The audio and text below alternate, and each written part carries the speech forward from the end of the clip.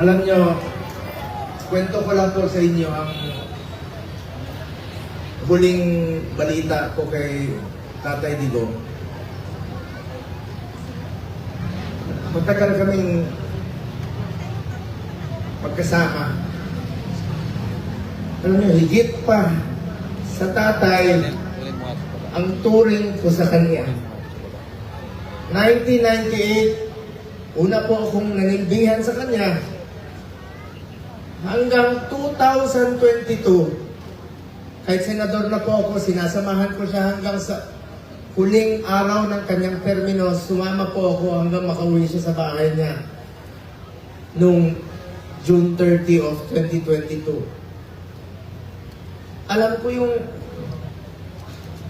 hirap na niya. Halos hindi na nga makasuot ng medyas. Sinong magmimedya sa kanya doon? Nakausap ko kaninang madaling araw si Atty. Medaldea pagkatapos ng hearing nila at saka si Ma'am Hanilet.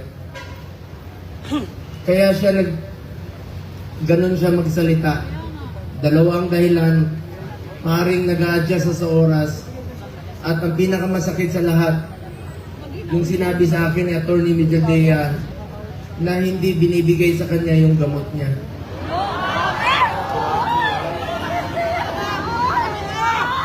Alam niyo ba, hindi nga niya alam kung ano yung gamot na iniinom niya, binibigay sa kanya ng nurse niya. Anong gusto nilang gawin kay Tatay Digong? Kung kaya nilang ipadala si Tatay Digong doon, gawan nyo ng paraan paano siya ibalik dito.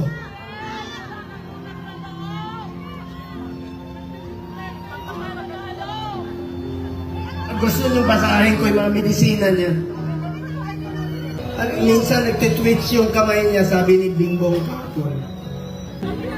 Kaya sa lahat ng mga politiko na nakinabang kayo sa panahon na pinansin kayo ni Tatay Digong. 6 na taon kayong pinansin ni Tatay Digong. Yung iba dyan, pinupuntahan pa namin yung birthday. Makakatulog pa ba kayo? Tulungan nyo naman si Tatay Digong.